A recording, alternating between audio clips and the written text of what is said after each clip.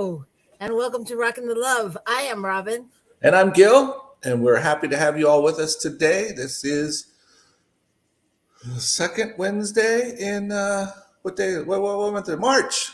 Yes, we're happy to have you all. And it's not only the second Wednesday. I am wearing these silly things on my head that you probably can't see say happy birthday on each hand because it is Gil's birthday. So I've got flowers and dangly, sparkly things to say happy birthday, my love. Thank you. Thank you. So this is a show about relationships, and Gil and I are married, and we are living how many miles apart? I don't even know. Somewhere right around 1,000 plus I or was minus. all dramatic in my head. I was going to say 5,000, but then I Yeah, realized no, it's not that far. I would have put you in New York. Anyway, he's in New Mexico, and I'm in California, and our show is about relationships and finding the love in each of them. So we're working now on finding the long distance love. So happy birthday. I know it seems like no big deal, but this is the first time in 23 years that we have spent our birthdays apart. Yep, it is. In our whole It's not relationship. weird. And welcome Johanna. That she says happy birthday. Oh, thanks. Oh. Woo. So yeah, that's a big deal. That's a big deal. So I don't want to talk a lot about big deals because we have lots of fun guests today. I'm going to take off my attire if you don't mind. We have lots of fun guests. We have our guest from last week, Myrna Lopez. Was she a guest or was she just a crasher? I don't recall precisely. When you're rocking the love, if you show up here, you are always a guest. You are in your home. You're right. She's not a guest. She's part of the family. So, and we have the illustrious Reverend Laura Topper with her spouse, Jason Salmon.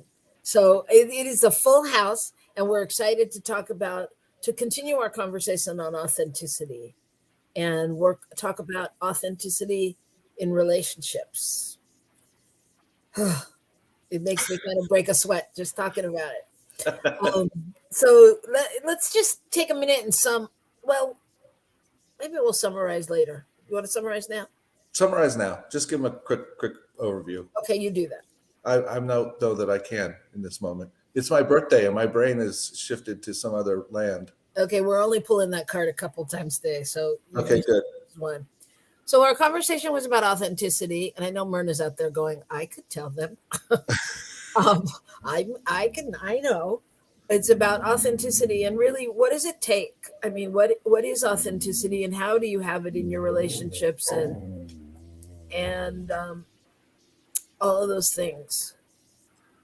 And Emma the dog is wanting to speak about it. So you might have to continue just a little bit and come back and we'll do the good news because I'm going to let her outside. All right. So we're just looking at this whole idea of how do we show up authentically in a relationship? How do we move forward? And what does it mean to really show up as our full selves? So sometimes we think that means that we have to be something in particular, but really it's about being who we are, and that sometimes it's not easy to actually follow what you know is your heart and who you are. So that's where the whole authenticity thing comes in. Thank you, Reverend Sherry Lynn. Good afternoon. So that's kind of the thing, and I think we should go on to the good news. That's enough. We'll get into it. Wait, we don't have Robyn on screen. What'd you say? You weren't on screen. We weren't hearing you. Oh, and here I am. So it's time for the good news.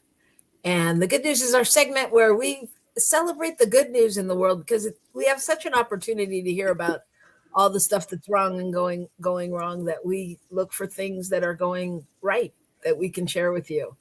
So what do you got? Well, since we have our illustrious guest from the UK on today, I thought I'd bring you some good news from the UK. So, there is a woman who was frustrated because her local municipality they do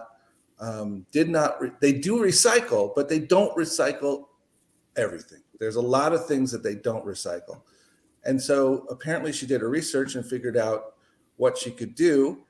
And she now runs her own private backyard recycling center where everyone brings their chip bags and their rubber gloves, I guess, and all kinds of things all kinds of things like that that can be recycled, but aren't often by the big recycling centers.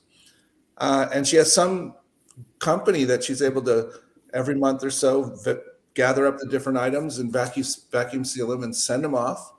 And she gets a little bit of a dollar amount for all of that. And that all goes to charity. One in particular is one of her daughter's sports teams.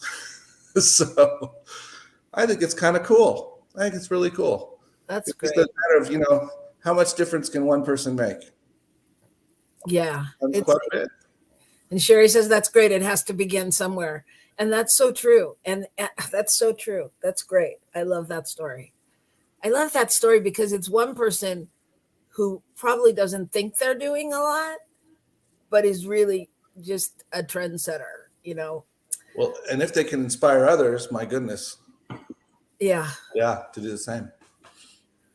Well, I decided today to not talk about humans but it's related. So my story is about a cat and a rabbit that have teamed up as parents, both after they gave birth days apart, and they're even feeding each other's babies. So Wow. so stick with me because I do think this is related to us humans. The bunny known as Amy, she became like an interspecies nanny more than 2 weeks ago after Chrissy the cat moved her kittens to the rabbit hutch. So the woman had set up a hutch for the rabbit and her breed, but after checking in, she found that they were snuggled up. The two of them were snuggled up with their newborns. And first of all, she didn't even know that the cat was pregnant. So that was a big surprise.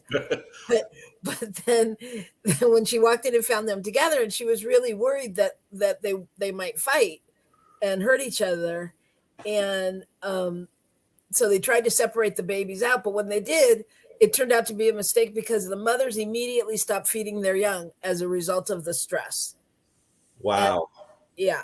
And the animals were not only getting along well, but they were co-parenting their young. And Chrissy, the cat, was feeding the baby rabbits. Wow. Wow. And apparently the rabbit has only been feeding the rabbits once a day. And so Chrissy's picking up the slack because they need more. And so it's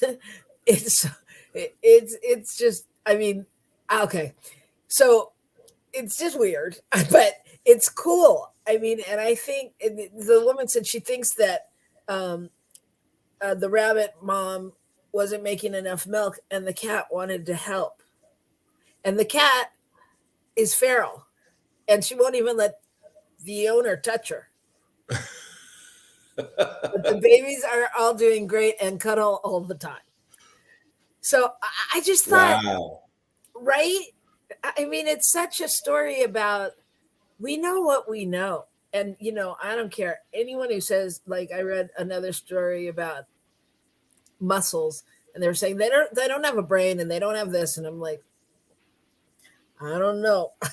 I don't know. I mean, it seems that everybody seems to know things that we don't think they know. You know what I mean? And I just think it's such I know it's an animal story, but it's such a story of what's possible, and if it's possible there, it's possible everywhere. So Doesn't it sound a little bit like our God kids? feral. The feral, yes, the feral part. That was right, yes. No, I just mean, how how and humans, they can intentionally come together sometimes and figure out how to support young moving forward, bringing it together, and that's kind of a weird thing that happened with us. We all found ourselves in the same place, and then there we were. Right. And it sounds a little like that in an animal way, but I love it that they're like, a rabbit and a cat. That is so cool. The pictures are so cute. They're all cuddled up with all these babies on top of them. It's just bizarre. But cool. Sherry says oneness. Yeah. I mean, it's times like that when you really know oneness. Mm-hmm. At least for me. All right. All right. So I'm so excited to go to a commercial break so that we can come back and see and chat with our guests. So stay tuned for Authenticity, Down and Dirty. Okay. A new thought.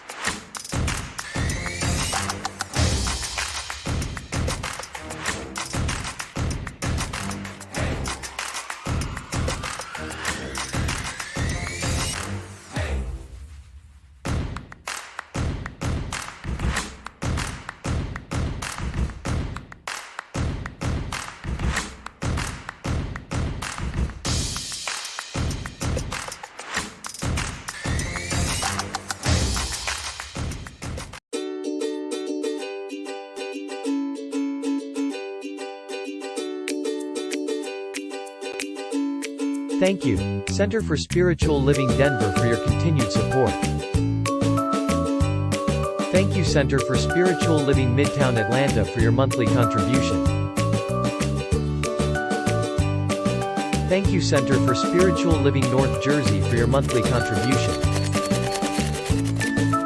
And please help us welcome Om Center for Spiritual Living in La Mesa, California. Thank you for your monthly donation. Thank you, Center for Spiritual Living Seattle, for your most generous donation. And a special thanks to Hefferlin Foundation for your generous technology grant.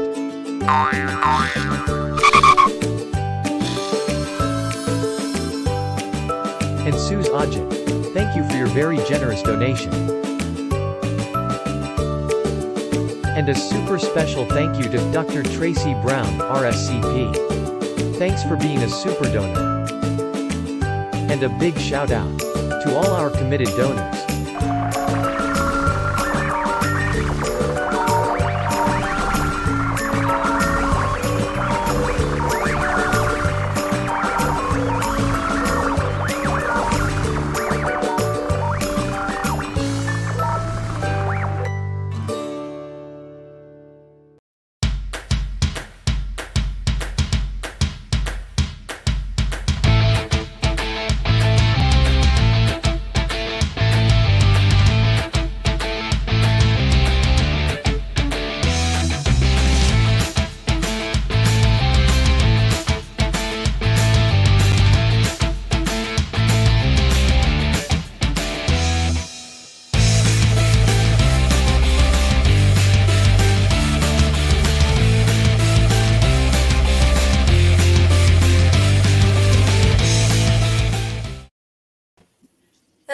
Welcome back. This is Rockin the Love, and I'm Robyn. And I'm Gil, and we welcome you back this afternoon, this morning, this evening, wherever you are. Thank you so much for joining us. We have a very special lineup of guests today that we'd like to share some time with. And our topic today is authenticity, down and dirty. Okay, so that gives you a clue. Do you want Well, to we introduce have, our guests? what did you say? Want to introduce our guests? I do. I do. Well, yeah. So what we decided after last week's show was to really dive a little deeper into authenticity and authenticity in relationships. Not that everything is in a relationship, but we're talking about marital, spousal, love, dating type relationships, where you're committed to a partner for a while. And so we have some for a whilers here with us. I'm going to let them introduce themselves because I could talk the rest of the show about them. But there's the woman of power herself, Laura Topper, with her husband Jason, and Mirna Lopez Trevitic, with who is, I'm not introducing them, but they're all amazing practitioners, ministers of many things, music and love and creativity. And tell us about yourselves. Just give us a little something for those out there that don't know you. Myrna, you can start. Me first? Okay, I was going to give the word to the Reverend Laura. The reverends always get the words first and last. So no. You start. Okay, all right. Well, thank you. Thank you. My name is Mirna Lopez Tribetek, and I am a practitioner at Center for Spiritual Living Merida. What else? I'm part of the Prac Council. I'm a friend of Robyn and Rev Gil, and also Reverend Laura. And I'm sure now we'll become friends of Jason and perhaps Reverend Michael too behind the camera. So I am a friend of a lot of people. So it's a pleasure to be here again. And this time I'm invited. Last time, I think, Reverend Gil, you're right. I was a crasher, but a good one. Thank you, We Myrna. were glad you did. Laura. Reverend Laura, you're muted. It's so great to be here and from the UK, yes. And what can I say? I'm feeling the love and excited to be here with my husband, Jason. Yeah. And do you know how long we've been married? We've been married since October the 8th. Yeah, but do you know how long that is? Okay. It's since October the 8th. That's last 6 year. months and 1 week to the day. Oh my gosh. You see, he knows these things. 6 6 months, months. and 1 day. All right. 1 week. No, 6 months and 1 week. 1 week. 8th of Wow. October. Well, congratulations. Congratulations. It's been wonderful. Yeah. Come back to us when it's been 6 years. We'll talk again. It has actually. It's been 9 years. Yeah. And I just want to say that Jason is an amazing musician and creative person as well as Laura. Husband. As well as husband as and soup husband. maker. That's right. Yeah. Creative He husband knows is me for the food. all good things. Creativity, I think, is very important in an authentic relationship. So we're going to talk today about let's just get started with authenticity in relationships. Like, is it different than just regular authenticity? Marital authenticity? And spoiler alert, Myrna can speak to this too. Yes, both are married. Myrna, how long have you been married for? It's a while. I have to count 2013. So from 2013 to now. However, we've been together since 2005. So it's a long. Mm-hmm. So Wow. 10 years. Yeah, 10 years of 10 years marriage married. and 17, whatever, of getting to know each other. Yeah. And still getting to know each other. Well, isn't that true? That happens. And Gil, for the record, Gil and I have been married for how long? 22? This is going to be 21. 21 years in Mhm. April. And we met in 20. Beautiful. So we're gonna have a cocktail this year for Oh. 21. So Heck, I just hope we can be together. Yeah. Anyway, but enough about us. So is it different in a marital relationship, authenticity? What do y'all think? I'd like to share because well, I think, and it's really interesting because as I'm thinking about this, it's different stages of authenticity. Being together for 8 years, and then 9 years. well, no, before we got married, it was Okay. 8. Yeah, and then getting married for me, it was really trusting after becoming married that I could. It was an adjustment for me in my mind of the beliefs that I thought about being married, and I realized after getting married that I was storing beliefs about what marriage means, and those beliefs did not come up before being married, and we were together for 8.5 years, and so for me it was about really being authentic with myself and accepting that I can work through these beliefs, I can choose to work through them, and trust that however that shows up, however that displays itself, that's okay in this relationship, to be real with that, to be real with that process that I was going through. Yeah. I think it was also you was also talking about what you thought marriage should be, not just what it was. Yeah. Yes, that's true. Yeah. I had a preconceived idea of what it should look like or feel Really? like. And what my role would be. Well, And what his role would be and what my role would be. Mm. Like roles. wow. It was interesting. I It's think that, enlightening, isn't it? When you realize that. Very. Yeah. and I think that's a great point though, because, and that may even be a whole nother show, but how does should affect our relationships, right? Ooh. I mean, because we all go into these relationships with, this is what it should look like. This is what it could be. This is, whether we're basing it on what our parents had or what our parents didn't have or what we've watched on TV, or so I think should is an interesting thing. Hmm. Well, Yeah. I think it's not only how it should look, but just our well, I guess it's a way we put it into a should category, but it's what we hope it looks like. It's what What you want it to be. yeah, at some level, it's what we want it to be. And sometimes people talk about being in love with the idea of love rather than being in love with a person. That we get caught up in the idea, the picture we have of what it is, instead of actually being in an authentic relationship. And I think that's an interesting thing that we have to move through to get to that authenticity. Sometimes, some people more than others, but Right.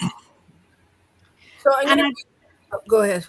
Well, I just wanted to say here, just authentically, to thank Jason, because You're welcome. he really allowed me to feel that process, even though we did experience some like Turbulence. Fallout. fallout and fall back, and not that there's any in and out, but yeah, it was an experience. And so I want to thank you for being there and allowing it to show up however it was going to show up. And thank you for testing me, Testing myself. testing yourself in Yeah. my company. Oh, Yeah. so I want to read you just something I found about authenticity in relationships, because let me read it to you and see what you think. Marital authenticity is more elastic and expansive. It is the sum of all the parts of the basis. It is the sum of all the parts of the basis of marriage is said to be friendship, which is true, but that description comes from consciously and proactively implementing the two parts above. These two are internal action items, and they must be the primary actions of the authentic spouse.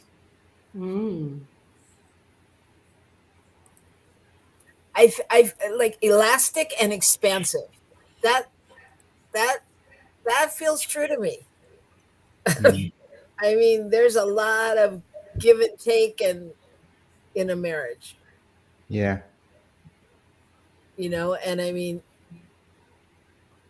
for me, once I was there and really locked in, there wasn't the same options. No, because I was committed. I mean, I took a vow and I meant it, and I was committed. So I had to stretch a little more than I might have been comfortable with, you know, because this person was that important to me and this relationship. So I think it was an interesting description. Yeah, that word elasticity caught me when it connected to authenticity, and it felt like, wow, that's interesting. It's like there's a spectrum of authenticity. There's a way in which you have to sometimes stretch it around things and move it around, and you can be authentic, yet yet I think that, Robyn, you spoke to it, that idea of then you realize that you also are working together and compromising in some ways, and that's authentic as well, because you are committed to what you're committed to. So you're not being unauthentic by changing something that you may have thought before, but you're adjusting your authenticity. I don't know, just something like that. So we haven't heard from Myrna yet. I'm I think she actually should say something. pondering. I'm pondering. I'm really taking this whole thing in. I'm really, because I can hear the shoots, the conversation as we begin, the shoots and what we would like to be and all the stuff, and the quote that Robyn read and what Jason and Laura share, and I'm putting like, okay, how do I do that? How do I show up in my marriage? Who is Myrna in the marriage? And how is, like, sometimes I have this, what I think I should be doing because I am married, or because of also beliefs. It's like this whole thing. And how do I navigate into the elasticity, as you were saying, Robyn, of how to pull it, how to let it loose a little bit, and how to pull it a little bit tight. It's just a whole. It's an interesting journey in a relationship. I'm really pondering about it because it's a touchy subject for me, but I am glad that I'm here to really understand what I am committed to. What is really my commitment, and yet also not leave behind my authentic self just because who I think I'm supposed to be. I want to go back to the phrase that we read last week. It really has been in my mind a lot, from Brené Brown. It's the daily practice of letting go of what we think we're supposed to be and really be who we are. It's in relationships. So if I think that I need to be this nice person, whatever I learn in my culture, all that stuff, is it really, really, really me, or is it just what I'm supposed to be? And it, again, is the elasticity, where I let it go, or should I pull back a little bit? I don't know. I'm enjoying this conversation. It's making me think a lot, and maybe I can crash it by leaving. No, I'm kidding. No, No. it's a tricky balance. I mean, and I think being in a relationship or being in married, it's just tricky. And so I think that you brought up a good point, though, because what does it mean to be authentic to yourself? What does that mean? I mean, what does it mean? I've got an idea. I've I'm 62 in April, and I've taken a long time to grow up.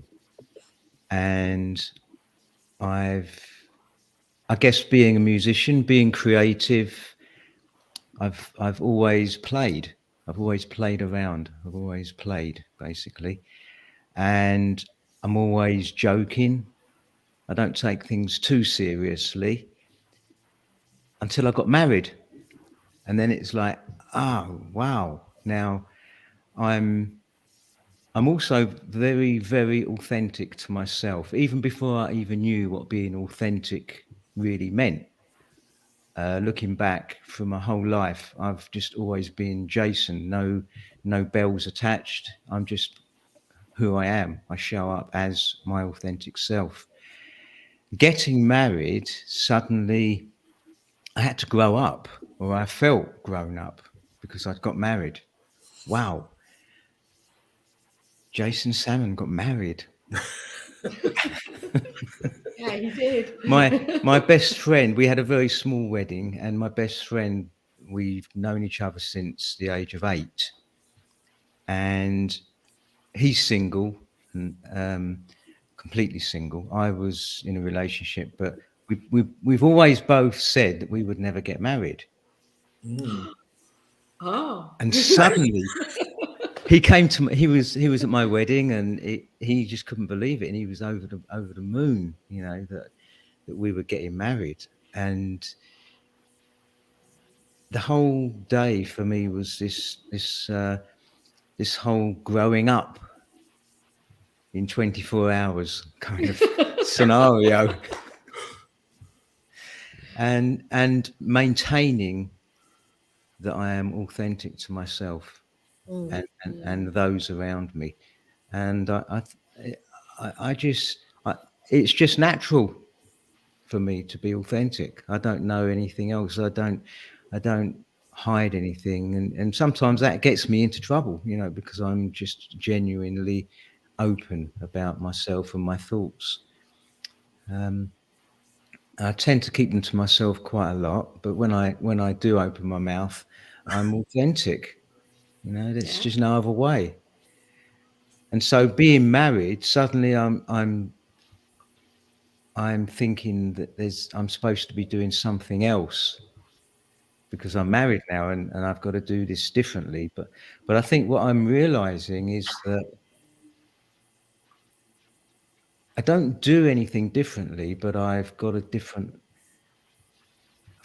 approach. I've got a different commitment, a different reason, a different why. Now the reason for doing things is because I'm married to Laura, so I've got to make this happen. I've got to make this work. There's no just letting it get slack. I've got to pull myself up and say, okay, show up in a more mature way than I would have done before getting married, but still being authentic. That's the crucial part. I'm not changing myself. I'm changing my approach or my attitude or my reason. I think you bring up a really good point, Jason. Yeah. Thank you for sharing that. Clearly, Laura learned a lot as well. No, but I think you bring up a really interesting point, and there's this. I don't know. I find that there's this unspoken truth that people experience when they get married, and I think, and you don't talk about it with people because you can't understand it if you haven't gotten married. And I think, like people go, why is it different? You've been together 9 years. You've been together this long. You've da da da da. But something happens. Whatever it is, it's different for everybody. But something happens when you make that commitment. And even if you've lived together, it doesn't matter. Something happens and you go through. I'll speak for myself. I went through a different stage, and like, I don't know if it's just that I think my authenticity in some ways had to get heightened and I became more aware of who I am. And maybe it's because you're searching for who you are in the relationship. Like, I mean, in the new role of, Mr. Mrs. married mouse partner person. You know what I'm talking about? Mhm. Does that make sense? Yeah. That reminds me of your story of your girlfriend who, after she got married, was upset. Yeah, I had a girlfriend that after she got married, she was really upset. And she came to her girlfriends and she went, "Why didn't anyone tell me? Why didn't anyone tell me that marriage was going to be like this?" Mhm. And, we were like, we couldn't. Would you have believed us? Because whenever anybody goes, when you're in that state of bliss or whatever it is before you're going to get married, you're in that fairy tale stage on some level, and you don't want to hear. I mean, and there's not words for it because it's not necessarily bad. It's And it's just, different for everybody. and it changes, but there is a change. Like, there is a change because, yeah, it's different for everybody. So you can't really say anything. She's like, all my girlfriends, they didn't tell me anything. Like, sorry. And also, we got married like I was 57, so it is that those patterns that I created and the thought processes of, well, what would it be like to be married? Because I'd never been married before. Jason never been married before. Been in relationships, but not said yes to being married. And so you talked about that fantasy idea of, oh, I wonder what it would be like to actually be married. And I can see from my own process that that marriage is a spiritual practice. I like that. Because the authentic piece is me being aware of me and how I am moment by moment in this, and how I show up for me as me in this marriage. And so it's like a continued awareness for me to learn more about myself being married. Yeah. Yeah. I Go ahead. I read, I was actually watching a little video from a friend of mine that posted, and he was talking about also being single and being married. And the speaker of that video said, never get married when you're in love. Do not get married on the stage when you're in love, because that stage will end. It lasts, I forgot what it says, either 3 years or something like that. And it made me think about it, but also listening to this conversation, there's a part of me that kind of agrees. Because when we are, and I'm speaking for myself, when I was dating, of course, another Myrna showed up as who it is right now. And I'm not saying that I was authentic right now. It was different. Mm-hmm. And yes, what I show up as an authentic Myrna at that time, that's what my husband now liked about it, right? But he didn't see the other little parts that Myrna wasn't showing up, which is also part of it in a different way. And as Robyn was said, it does, there's something, once you say, I do, once you say the vows to whatever vows you decide for yourself and for that marriage, there is a shift in the consciousness of that person. At least for me, it's kind of like when I became a practitioner and I did my vows to what it meant to be a practitioner, what I was being committed to. And the funny part is I can't go back. I cannot go back to the Myrna before being practitioner. I cannot go back in some ways to the Myrna that met my husband 17 years ago. Yes, there is a part of it who has not changed. But I like also what Jason said. There is a different approach. There's a different way of behaving. Sometimes good, sometimes not so good. But it is part of it. And I think for me, the marriage, as I agree with you, Laura, it's a daily practice. It's a daily practice of who am I in this moment? How am I showing up? What gifts am I giving? What thoughts am I bringing into this relationship? And yet I'm going to be creating a really nice marriage or the opposite. So anyway. Well, and I would add to that when you say it's a practice, because I agree. But what was going through my head as we were having this conversation was that in love stage, going back to that in love stage, that new stage. And that was a stage in a relationship where all are willing to let some things go, or to not, if I'm going to create a date for my partner, I may have to leave work early, and I may have to, not pay the bills in that moment, and da, da, da. So your priorities or your focus has shifted, and you're focusing so much on the joy and the chase and the thrill and all of that. And then as you go through it, you begin to go, when you're feeling more secure, one's allowed to go, yeah, you know what, I can't tonight, I've got to pay the bills or whatever. And whatever that does to your emotions, it does to your emotions, and whatever that does to your partner's emotions, it does to, and so things start to add up in a different way. And so to go back to what you were saying about spiritual practice, it's like,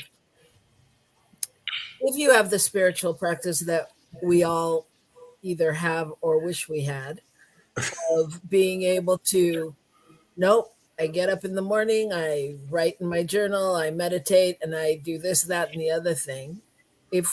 When we're that committed, do we do that in our relationship and on a different level, deciding whatever that is that needs to happen, right? So it's just it's an interesting dynamic, because I just think practice, like you said, when you said spiritual practice, I think that goes into more practices or rituals, or that's what kind of feeds the expectations of partners. And for me, that spiritual practice includes conscious conversation. Absolutely. Absolutely. We have a very quiet audience today. I can't believe how quiet Miss Sherry Lynn is being. Okay, well, we'll continue. We'll continue. So, and welcome, Wayne. So yes, I like it that it's quiet, Robyn. You know why? Even us, it's quiet compared to last week. it's true. It feels that, because I think, at least for me, it's really making me think. It's really not just like, oh yeah, whatever. Yes, but it's just really, for me, I'm really pondering about my marriage, my commitment, what I say yes to. And I like that it's being, at least for me, I like that it's being quiet, that it is, that I'm listening, paying attention to every word that is being said, not just as, oh yes, Laura said is great and all this stuff. No, it's like, really, I am paying attention, because we all, for example, they've been married for a year and, no, what is it, October? I forgot. 6 months. 6 months and a week. Right. And I've been married for 10 years, and you, Reverend, like all different years, and we're in different stages of our marriages. Yeah. And neither is, one is not better than the other one, or this. And it's just, at least for me, I'm learning from each of the relationships over here. So I just want to say thank you. And the other thing is we're closer to when we weren't married. So it's easier for us to be in connection with the difference between the two, because it's so new for us. Yes. It's true. Yeah. Well, and if for us, it's so old for us, not in a bad way, but I'm really aware that at the stage that you two are at, Laura and Jason, and probably at the stage pretty sure at the stage that you're at, Myrna, I could not have let Gil move away without, I would not have been able to stay 1,000 miles away or let him on his own, because speaking for myself, I was still in a stage of, well, what do you mean if he's alone? What happens? What will happen to me? What will happen to him? What if someone meets him? Those women in churches, you know how they are. They're all looking for a single spiritual man. Or a married one with a spouse that's far away. Hey, that's where I met my husband at church. Yeah. So, but I mean, it is a different stage because I mean, through the years, I obviously I feel a little more secure in our marriage, but it really didn't have anything to do with our marriage. It had to do with me, So I mean, I feel secure in who I am and what I bring, and also clear that if someone else came along, that would happen anyway. If that's where we're at, but I couldn't have done that. So it is a different stage, and it's fascinating. It's fascinating to be authentic in that stage, and to figure out if I'm really being authentic, or if I'm trying to be kind to him to, go be free and do what you need to do, and whatever. So I mean, staying authentic and really checking in to see what that's about is a big deal. But yeah, so. So Jason, you talked about being authentic to yourself, and I think that's one of the key components in being authentic in a relationship. So I just wondered if anyone else had, what does it mean to be authentic to yourself? For me, what strikes me is just being honest, to being willing to acknowledge the truth in myself. I think so often it's really difficult to get down to, this is what's really going on. This is really how I feel, particularly if it doesn't feel like it fits with what you're supposed to feel. Like, well, we're married, it's supposed to feel this way, or whatever that is. And so I think getting honest about it, and sometimes it means examining it to figure out, well, what's going on there? Why am I at that place? But unless I get honest or authentic about it, I can't get there. I can't ever even go to the possibility of moving forward through something if it's just a temporary thing, if I don't acknowledge that it exists. So that's what strikes me about being authentic to the self. For me, I think actually this weekend I had a way of really being authentic. In what you said, Reverend Gil, about the feelings. So this weekend I was feeling lots of stuff. And Mirna went into a quiet place actually it was nice and everything, but I was quiet. I was being very quiet on the weekend.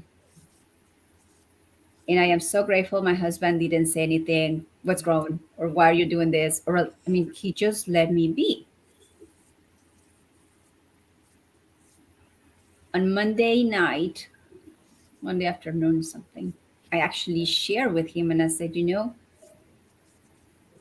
I was being quiet on the weekend. I was just going through some feelings, and this is where I am. In the past, I would have been afraid actually to say what I was feeling. I would have felt that I would be like, oh, come on, it's not a big deal, all that kind of stuff, like kind of deny the feelings that I was feeling, or at least in my mind. Instead, he actually listened and he said to me, thank you for sharing what you're going through. And then that was it. and I like it. I really like it after being married for many years. And this is not the first time. It has happened throughout the time, but sometimes, at least for me, I tend sometimes not to share my feelings because of the response of whatever it is. But I think I gave myself permission this time to really say I was going through some stuff. And so I like what you said, that for me being authentic is even when I don't feel good, just to share. When I feel good, share and really speak from my heart, and and say what I want to say instead of pretend what I need to be. Beautiful. Wow. That's beautiful. Well, I hate this time because we are out of time. And we are just Oh, getting that went quick. we're Did just getting to the the meat down of and dirty. right, and there's so much, but I think you all have just cracked the nut a little bit, and I think what I hear you saying, Myrna and Jason, especially, is that to be the one of the key components for making a relationship work is to be your authentic self. And to be your authentic self, you have to be show up and be vulnerable and be willing. And that's not always easy. And you know, you I mean, being your authentic self means um, being in touch with your values and who you are, and feeling good in your body about what you're doing. And that's one of the key components for keeping a relationship together. And like you said, Berna, on some level, owning your feelings, owning your own feelings, and no matter what they are, and owning your own messes. you know it can be messy. Marriage is messy, and we don't always show up the way we would like to, or the way that we think we should, or the way that we know we could. So being able to put aside your pride and say I'm sorry, or own what you've done, or and be willing to open up to the possibility of what the other person has to say. Like you said, Myrna, sometimes you just want to be heard. And it sounds like what your husband did was take in the information and walk away. Not that it won't come back again, but he heard it. You were clear that he heard it, because he wasn't defending it, or anything Or else. try to fix it. Try to fix it. I always have my tool belt at the ready. I am ready to go. Yeah. and and in some ways that's a great trait. And but learning, you need to stick in your listening tool. Like with the kids, put your listening tool and your patience tool in there. Well, I know? think the other piece I heard Myrna say was that you didn't you whatever was going on for you, you stayed with it and you allowed yourself to be with it and be with the feelings, but you didn't push, you didn't project it out and try to make it somebody else's issue or whatever. You didn't put it on your husband. You just said, this is what's going on. And I think that's part of, as we grow in authenticity, it's like realizing, and that's part of as we're growing in our spirituality, realizing it's not about the stuff out there, it's about the stuff in here. And there are times when I want to make it Robyn's fault, and it doesn't even make sense. I mean, if you were looking at it logically from the outside, you'd go, well, how did you even get there? So I think the one thing, I think all of those things that we've talked about are what it takes to have authenticity in your relationship and to strengthen your relationship. And I would say that for one of the most important things is to be the spouse you want to be. And can we do that? Can we be that open ear and that patient person, or do we fly off the handle if our spouse does, or whatever? So I just think those are kind of the benchmarks. that we've all brought up for having authenticity in a relationship. Would y'all agree? Mhm. Yeah, I think it's a beautiful conversation that could go really Could deep continue, into yeah. different Well, yeah, areas. I'd like to invite our listeners to join this panel for our workshop Yeah. that we'll be presenting. Yeah, I feel like there's so much more, so much untapped, and you all are such beautiful untapped resources, especially you two newlyweds over there, bringing the in love stage. What are we? Wait. I think, can I just say something quickly? I also think that being authentic, it relies a lot on loving yourself as well as your partner. Absolutely. Totally. Yep. I think that's, you know, you mentioned, you know, how old you were when you got married, both of you, Jason and Laura, and I think there's a level at which, you know, there's this thought, you know, that of course we're at childbearing age and all these things that happen when we're young, and yet I think most of us are totally unprepared to be married because we're totally unprepared to be with ourselves, right? Right. And Well, so, I was totally I was totally unprepared for meeting Laura in the first place. You know, I was unprepared to meet you as well. So. I mean, I was single for 14 years by choice, completely by choice. A relationship breakup, and I said, right, that's it. I moved, bought myself a flat, and was living quite happily, producing music and being creative and just having, you know, a good time.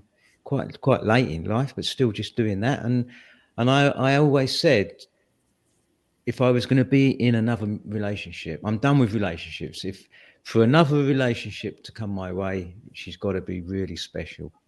Oh. And you know, we got married. Yeah, and here I am, sort of 25 years later or whatever it is, married. 5 years to life.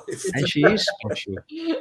It's beautiful. So I am going to leave you with the words of our listener, Wayne, who is single and ready to mingle. But he says, Oh. omnipresent, nurturing energy one. And I think that, yes. Yes, because we're talking about one. And if we keep going back to the source and knowing that it's love, what would love do here? How would love react? Can I be the love? All of those things, then we show up. You know, we show up differently. And so we're going to leave it at that for now. But this is definitely a conversation and a panel of people that I'd love to be with again. So thank you so much for joining us. Thank you. Thank you. Thank you for inviting us again. Yeah, it's been wonderful. We're so grateful that you came, and we're so grateful to everyone out there for your presence and your energy. And we just can't say enough. And I just want to say thank you. I want to say a big thank you. Thank you to Doris and George Olmsted for having their third child, who showed up a little unexpectedly, but thank God he did, because he's made my life wonderful. And Sherry Lynn says, thank you. Good to see you all out there. And we'll see you next week on Rockin the Love. Bye. Happy birthday. Thank you. Happy birthday. Happy birthday, Gil. Cumpleaños.